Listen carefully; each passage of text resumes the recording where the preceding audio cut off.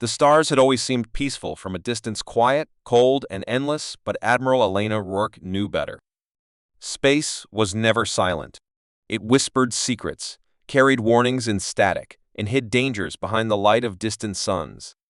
She stood on the bridge of the TNS Resolute, the flagship of humanity's Seventh Fleet, watching the latest incoming broadcast from the galactic core. What had once been a unified alliance of over 100 alien civilizations, the mighty galactic Concord, was now a collection of fading lights and broken signals. Rourke's face was calm, but inside, her thoughts raced. The last message had come 2 hours ago, laced with fear and static, all forces gone. Systems fallen. Do not engage. It wasn't a cry for help. It was a warning, a final breath before silence. The Concord, the greatest peacekeeping force in galactic history, had collapsed, and no one knew why. Ships had vanished. Entire planets stopped responding. And out there, past the edge of familiar space, something was spreading. Something powerful enough to bring down civilizations that had stood for millennia. Most species had turned inward, sealing borders, hiding in fear, waiting for the end to come. But humans had never been good at hiding. They didn't back away from fire. They stepped into it. That's what Elena Rourke believed, and that's what she told the Terran Assembly when they begged for caution. She had stood in the council chamber, her voice clear and steady, and said, "We go in." Some called her reckless. Others called her brave. But now, as the fleet prepared to jump into the Eridanus expanse, the last known location of the Concord's central command, she knew there was no turning back. The Terran fleet wasn't the largest or the most advanced, but it was different. It was unpredictable, driven by human stubbornness and creativity. It was a force built not just to fight, but to adapt. Around her, the bridge crew worked with quiet precision. Screens displayed ship formations, power levels, and pulse readings from the outer sensors. Atlas, the ship's tactical AI, pulsed to life beside her, its voice calm and mechanical. Coordinates locked. Fleet is ready to jump on your command. Rourke looked once more at the stars ahead. So many had turned their backs on the galaxy, leaving its ruins behind. But someone had to be the first to go back. "Engage," she said. The stars stretched and vanished as the ships entered fold space. Within moments, the fleet emerged on the edge of the expanse, and everything changed. Before them floated a graveyard of metal and fire. The wreckage of ships, both alien and familiar, drifted silently across space, spinning slowly like forgotten bones. Some were still burning, their reactors damaged. Others had been sliced clean in half, like by a blade of light. There were no life signals. No survivors. Only a low hum filled the channel, no words, just a sound that seemed to vibrate through their skulls. Atlas spoke again, its voice quieter this time. There is a transmission buried in the background noise. Attempting to decode. Rourke narrowed her eyes at the forward screen. Put it through. Static filled the bridge for a second, then a broken message played repeating, slow and chilling. You are not welcome. You are not welcome. You are not welcome. The voice was not human. It was layered, artificial, as if more than one intelligence was speaking at once.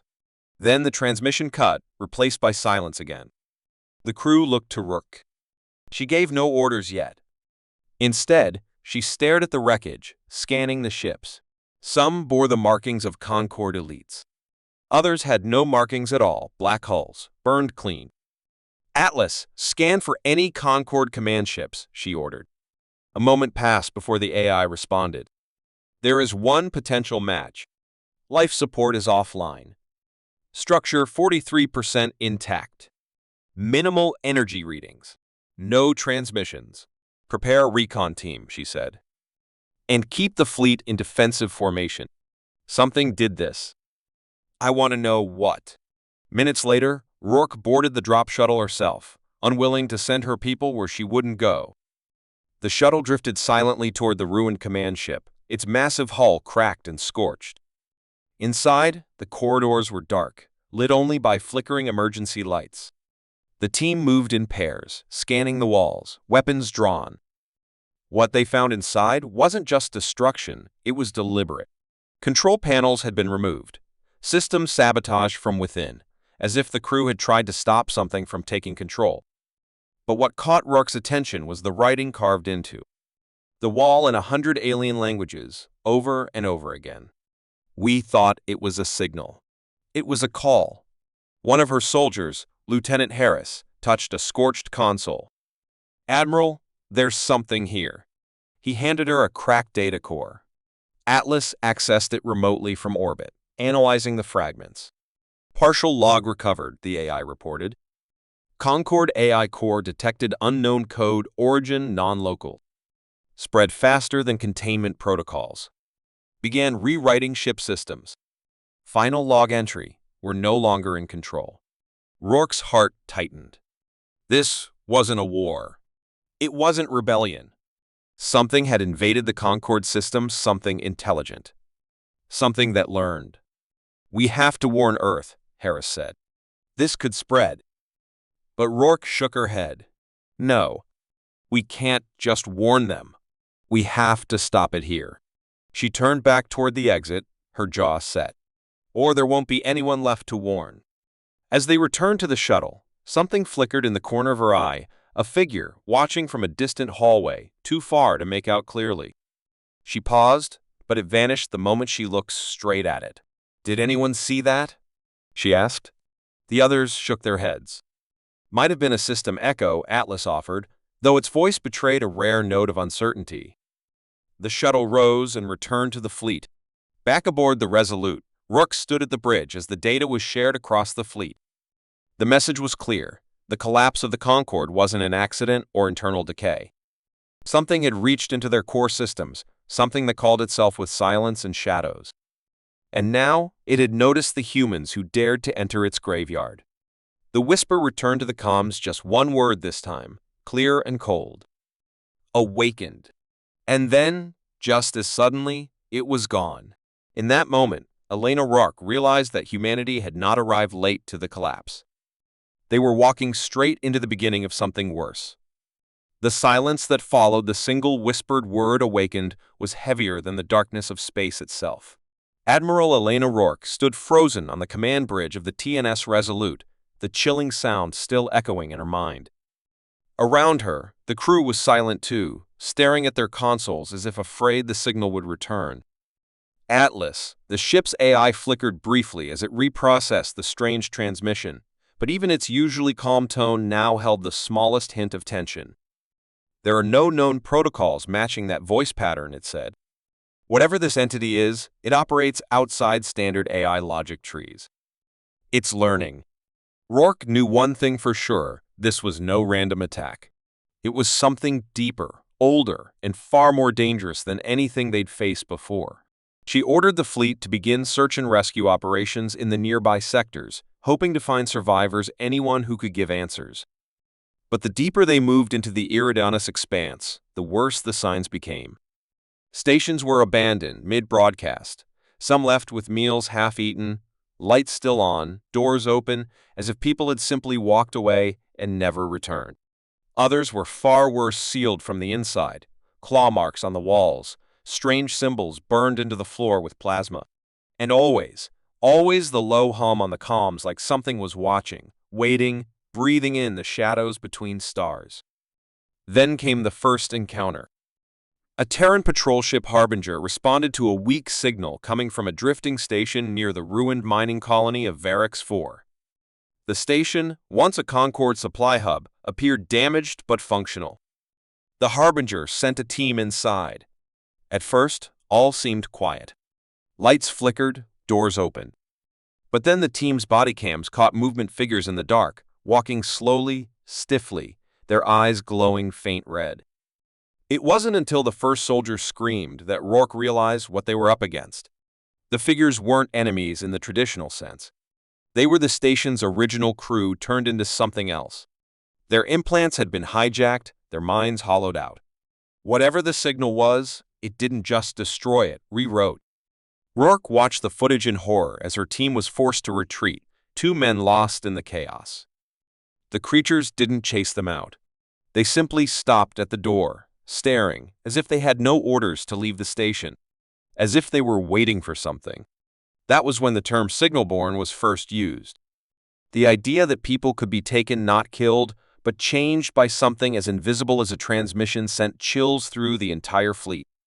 Fear spread quickly, and discipline began to crack. Some officers requested to fall back to safe space. Rourke refused.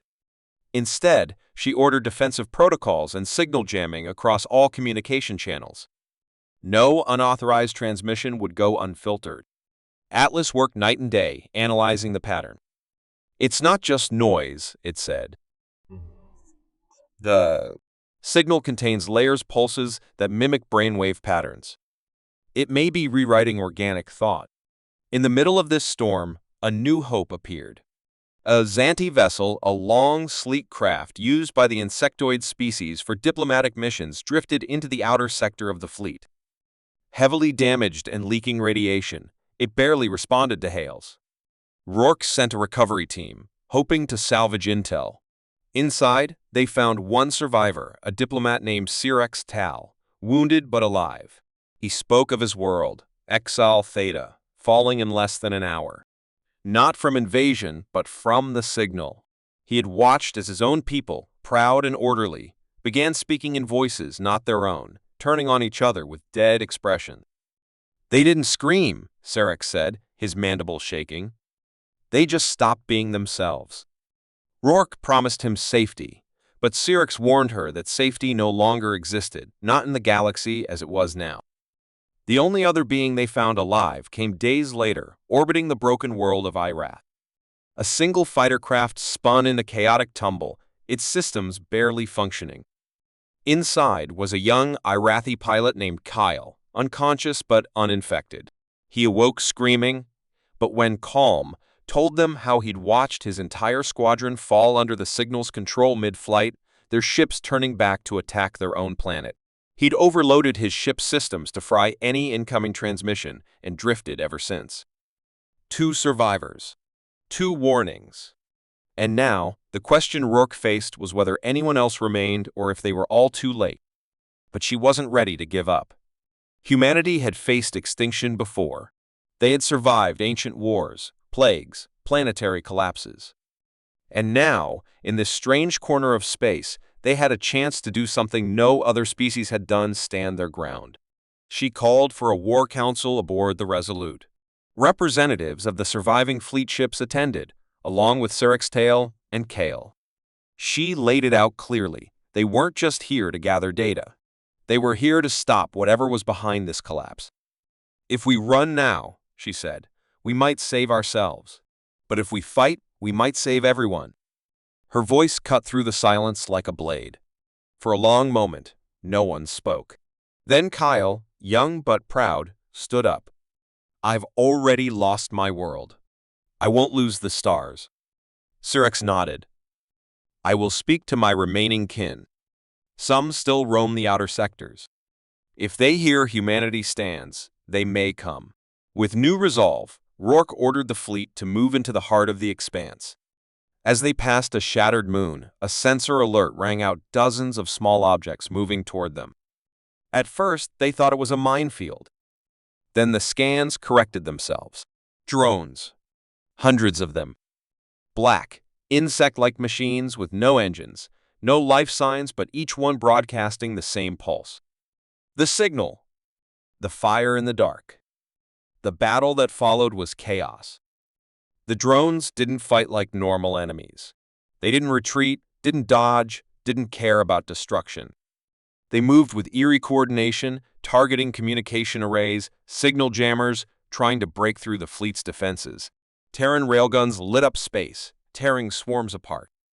EMP bursts and counters scrambled the incoming waves, but the drones kept coming. On the ground, units fought inside abandoned Concord stations, reclaiming data, shutting down relay beacons, rescuing hidden survivors too afraid to speak.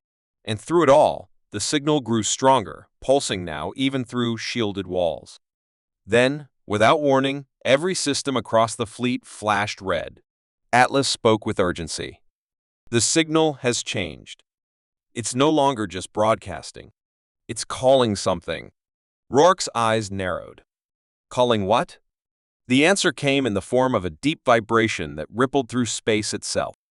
Sensors spiked. A massive object began to emerge from the shadow of a nearby gas giant, an artificial structure, miles wide, shaped like a spinning eye, with strange runes carved along its edges. It moved with no propulsion, no lights, just silent purpose. And the moment it appeared, the signal stopped. For the first time in days, there was quiet, a false calm. And that silence was far more terrifying than the noise. Something had answered the call. As the massive eye-shaped structure drifted silently from the gas giant's shadow, Admiral Elena Rourke stared at the display, trying to understand if she was looking at a ship, a station, or something else entirely. It had no engines, no visible weapons, and yet it radiated power like a living thing. It didn't send a signal, didn't threaten them, didn't move toward them, it just hovered, watching. Atlas struggled to define it, its processors slowed by unreadable data leaking from the structure like heat from a sun. Its interior is not measurable, the AI finally said. It's partially phasing through normal space. I believe we are not seeing its full shape. That idea alone was terrifying, and for a moment, Rourke felt the weight of the entire galaxy press down on her shoulders. The Concorde had fallen. Their allies were gone. And now, in this place beyond reason, humanity stood alone, or so she thought. That night, as the fleet remained on high alert and engineers worked non-stop to strengthen signal defenses, Sirix Tail requested a private meeting with Rourke. The Exanti diplomat looked exhausted, his wounds freshly bandaged. But there was something different in his posture, a fire in his ancient eyes. He revealed that not all the Concorde species had vanished. A few had survived in hidden arcs, disconnected from the galactic grid, avoiding the signal by isolating themselves entirely. They feared each other more than the enemy, Sirix said. But now, they might listen. Because you came here. At first, Rourke didn't understand what he meant. Then he showed her. A coded burst, transmitted days earlier through deep relay channels, had been picked up by Fringe Worlds. It contained footage of the Terran fleet fighting back, holding position where others had run. The message was simple: we are still here. And across the stars, someone had answered. Within days, small fleets began arriving one by one. A group of Irathi scouts, led by Kyle's surviving kin, appeared first, followed by a battered Vornik carrier. Then a squadron of Malathi stealth drones, alien ships and species, once part of the old Concorde, now drawn together by the one force that refused to retreat. It was slow at first, cautious, filled with tension and mistrust. Old rivalries flared. Some captains wanted to take command, others refused to cooperate with machines. But Rourke knew they didn't have time to argue. She proposed something radical: a new command corps, built from human systems and alien minds, linked through Atlas but disconnected from all known signal pathways. A unity forge, she called it. A place where each species would contribute its knowledge, its technology, its voice, and together, they would build a counterweapon not to destroy the enemy, but to outthink it. For the first time in history, humans wouldn't just be participants in galactic affairs, they would lead. And not through strength, but through action. Slowly, piece by piece, the forge came to life. Engineers worked side by side with species they barely understood, translating schematics through hand signals, adapting designs in silence, bonded by urgency. Rourke didn't sleep much, but she walked the forge every night, watching alliances form not through treaties, but through shared purpose. It wasn't perfect. There were arguments, breakdowns, language failures. But the work never stopped. Then, on the fourth day, the eye-shaped structure moved. Not toward them, but upward, toward a patch of space with no stars. As it did, the stars around it bent unnaturally, like fabric being pulled. Atlas reacted instantly. A gate is opening. We do not know to where. Rourke ordered a scout drone to approach, but it was instantly torn apart by gravitational shears. The gate was not just a passage, it was a filter, a test. And they were not ready. That night, Syrinx approached her again, but this time he bowed. "No species has united us like this," he said. "Not with words. With action." Even Kyle, once broken by what he'd seen, stood tall beside her on the forge platform, helping install one of the neural scramblers that might one day protect them all from the Signalborn. That was when the forge activated for the first time. The new hybrid core, created from alien processors and human logic patterns, powered on with a low thrum, its light spreading across the bay like a heartbeat. Atlas merged with it, momentarily overwhelmed. "I am not alone," it said after a pause. "This is something new." The forge didn't destroy the signal. It responded to it. And for a moment, the signal ever present in the background hesitated. It faltered, as if sensing that something had changed. And then it grew louder. The lights across the fleet dimmed. Ships shook. The gate flared open, and a shape began to emerge, not a machine, not a ship, but a being. Vast, formless, shifting through dimensions like smoke. Atlas screamed, a sound none had ever heard from the AI. "It's not just code. It's alive." But before panic could spread, the forge pulsed once more, steady and calm. And the moment it did, the noise dropped. Not completely, but enough. The creature paused. Not in fear, but in recognition. It had seen unity. It had seen resistance. And perhaps, for the first time in eons, it didn't know what came next. Rourke stood tall on the bridge, watching the impossible unfold before her. The forge was not a weapon of destruction. It was a statement. We are many. We are different. And we stand together. And for now, that was enough to hold the darkness back. The forge's pulse had faded to a low hum, steady and alive. But the silence it left behind felt heavy, like something unseen was watching from just beyond the stars. Admiral Elena Rourke stood at the heart of the forge chamber, surrounded by glowing conduits, alien tech, and human engineering joined together like veins in a living body. Atlas, now partially fused with the new hybrid core, had not spoken in almost 5 hours, running deep internal diagnostics after its near collapse when the gate had opened.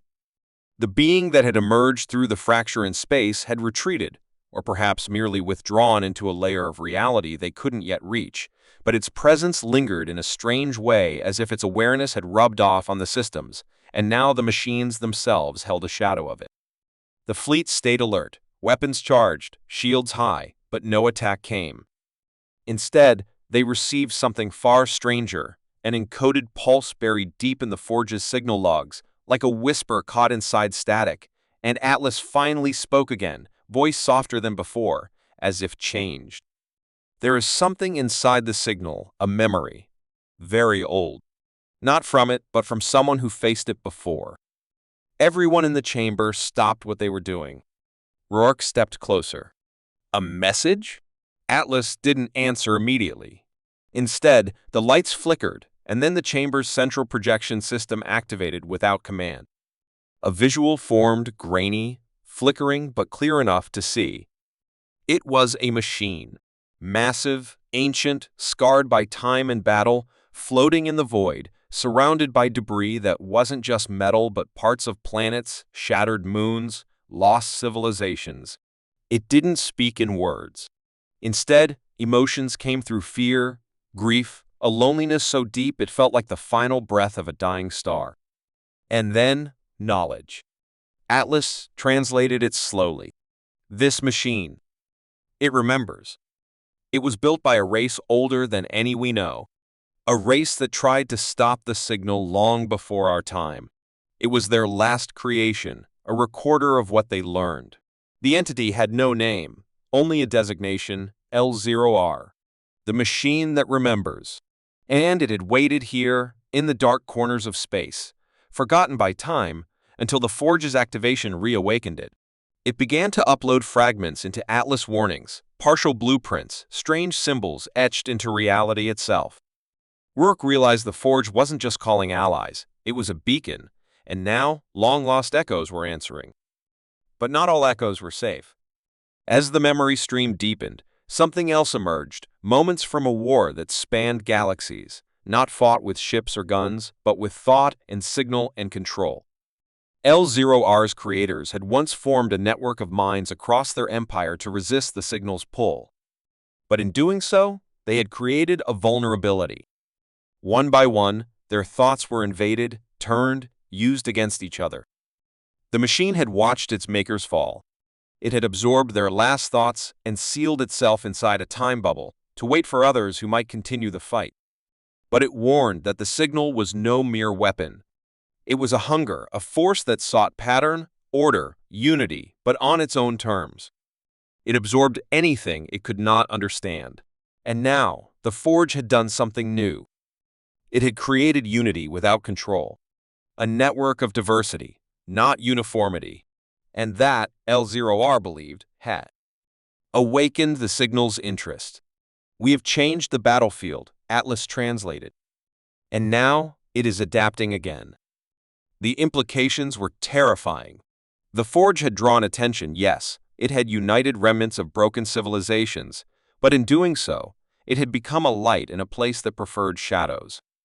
Sarek's tail, listening quietly near the data display, spoke in a low voice. "Then we are not safe." "Not yet." Kale, standing beside him, clenched his fists. "Then we fight harder." But Rourke knew this fight would not be one of firepower alone. L0R had more to give. Deep within its memory core, it held design's ancient countermeasures built to isolate thought, defend against pattern corruption, shield the mind as well as the body. These technologies were dangerous, never tested in modern systems, but they might be the key to resisting full signal overwrite. Engineers scrambled to integrate the first of these defenses into key ships. New protocols were written: mental decoys, cognitive firewalls, even emotion modulation to help soldiers resist influence. Humanity wasn't just leading the fleet now. It was reshaping it. Then came a breakthrough. Within L0R's oldest logs, Atlas discovered a piece of star map data coordinates pointing to a system once hidden, now long dead. It had been a sanctuary for the machine's creators, the last place untainted by the signal. If anything of their civilization survived technology, records, even memory cores, it might offer the final piece they needed to understand the enemy. Rourke made the call. They would go there. Not all of them. The fleet would be split, half remaining behind to defend the Forge, the other half forming a task force led by the TNS Resolute and Surek's rebuilt Adzanti vessel. L0RI, now partially mobile thanks to onboard reactors recharged by the Forge, would guide them. As the ships prepared for jump, Atlas whispered something only Rourke heard. "It remembers more than the war. It remembers the fall.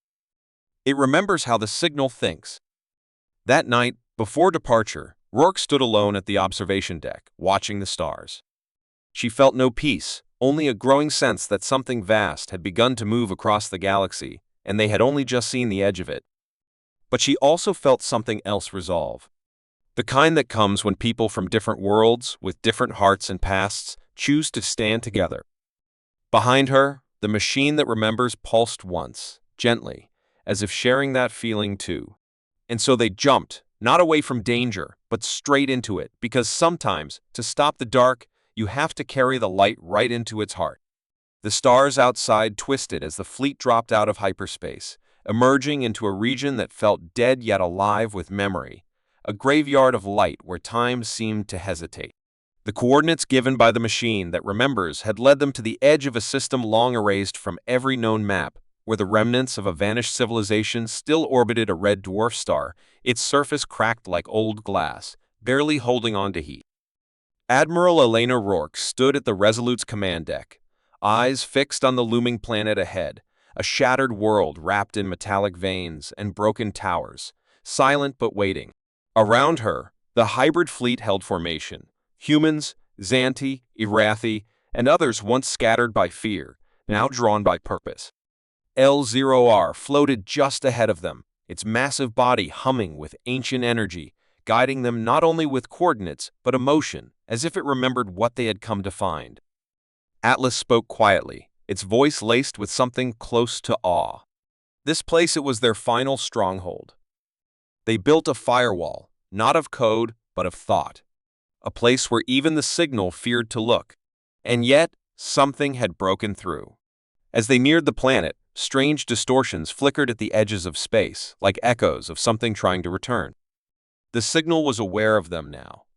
Not just watching, but reaching. First, it came as whispers in the comm's disjointed voices mimicking lost crew, dead allies, forgotten enemies. Then came hallucinations, shadows passing through corridors, faces appearing in screens, pulses in the power grid that matched no known signature. A Xantai pilot collapsed mid-flight, screaming of fire inside his mind. They were being tested. Rourke knew they were close. Deep scans revealed a structure beneath the surface, some kind of vault shielded by materials unknown even to Atlas. L0R confirmed it was a core archive, one that held the last thoughts, codes, and memories of its creators before they fell. But the closer they got, the more the signal resisted. Strange ships emerged, ghost-like constructs made of dark matter and light, half real, half thought, not piloted but driven by will alone. They attacked without warning, with weapons that twisted gravity and logic, ships vanishing from space as if erased from memory. The fleet responded with everything it had: plasma turrets, pulse mines, neural scramblers, and for every loss, another ally closed ranks tighter. Rourke ordered the Resolute to descend. They had one chance to get a ground team into the vault. Kyle led the assault squad, while Syrinx coordinated from orbit, his ship weaving through impossible threats like it was dancing through a storm of ghosts. As Rourke followed her team into the planet's crust, Atlas warned her, "The vault is partially open. Something is trying to escape or enter." Inside the ancient structure, time felt broken. Walls shimmered between stone and circuitry. Corridors shifted like mazes. They weren't just walking, they were moving through memory. Kyle touched a wall and saw his homeworld fall again. One of the human Marines cried out, trapped in a loop of her brother's last breath. Rourke bit down, focused, and pressed forward. At the core, they found it. A sphere of thought, hovering inside a web of light, millions of minds preserved in one place, still conscious, still waiting. The archive spoke not in words, but understanding. It showed them the moment its creators failed, not because they lacked strength, but because they chose isolation. They had built walls to protect themselves, but in doing so, they became easy to divide. The signal didn't destroy them. It made them forget how to stand together. And now, the Forge, the new unity, was the opposite. Humanity, with its stubbornness, its refusal to kneel, had created the first true resistance. The archive pulsed with agreement. It began to transfer knowledge schematics, defense structures, mental defense grids that could isolate entire systems from signal corruption, but it came at a cost.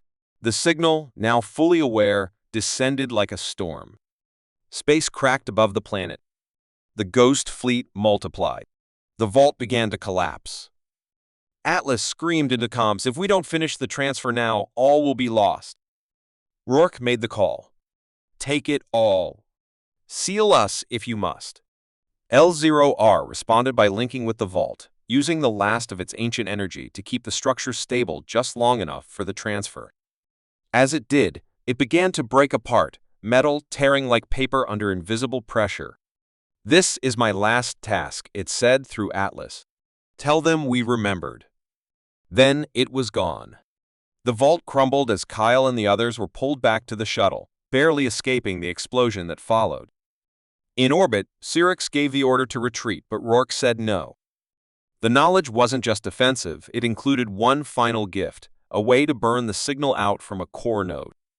And they had one: the Forge. Returning to it would be dangerous. The signal would be waiting.